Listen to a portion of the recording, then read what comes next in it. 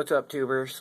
Today we're going to do a quick little update with the multi-holsters hybrid for the Viridian CTL with the ECR function in. I've had it for a couple months now, and as you can see already, I've made a couple mods to it for comfort. We'll talk about that in a minute. First up, I'm going to bring in the ever-trusty M&P 9C for demo purposes. And it has the Viridian CTL laser on it, just the light. Basically what it is you turn the light on, and the ECR function is an automatic cutoff switch in the holster that turns the light on and off as you draw.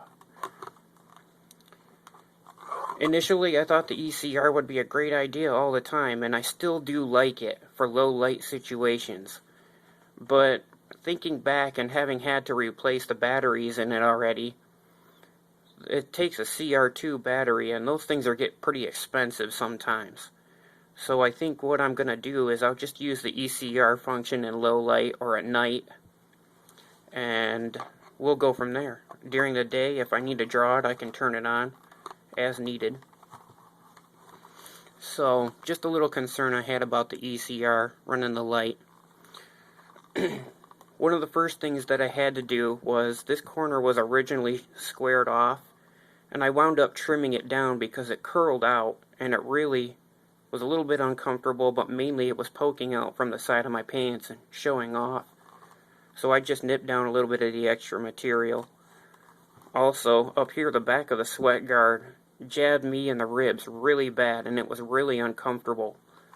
So what I did was I trimmed it down as close to even with the back of the slide as I could, and contoured with it a little bit here, so it still serves the purpose.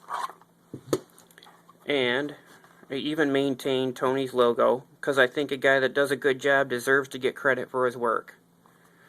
In the process, the fancy stitching he put on here in the corner, obviously it pulled up, and it really wasn't doing anything in the first place, so I wound up just pulling that thread. It's not anything big. All in all, the wear has been really great. I've worn this inside my pants for about 3 months now, and you can see for yourself that arid ATAX pattern really isn't showing any wear at all. It's holding out very well. I'm impressed. Back of it, it's the rough side of the leather, and it's holding out very well too. It's a lot more comfortable than I thought it would be.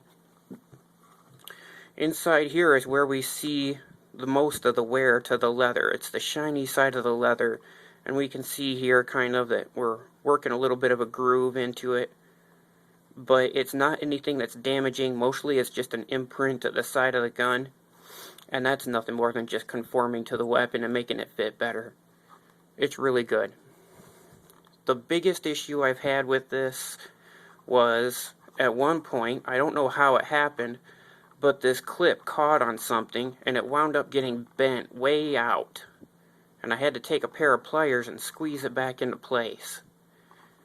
But it holds the weapon to the gun, or it holds the holster to your belt really well, and it's really easy to use. My other concern with it is being metal. If I back up against my car, for example, that's going to scrape the crap out of the paint. I like the metal spring clips, they do a good job, but I almost prefer that we go back to the homemade plastic style. I mean, I think they would be a little bit more practical. And last but not least, when I first put it into my belt, I wound up having a really sharp corner like this to wrap around my side, and it left a big hole right in this area, and I wasn't really happy with that. So what I did was I took the heat gun out, and I heated up this seam right here just a little bit, and I warped it back out so it's angled more like this instead of like this. I gave it a little bit more contour. It still holds the weapon great, and it just adds a little bit extra comfort.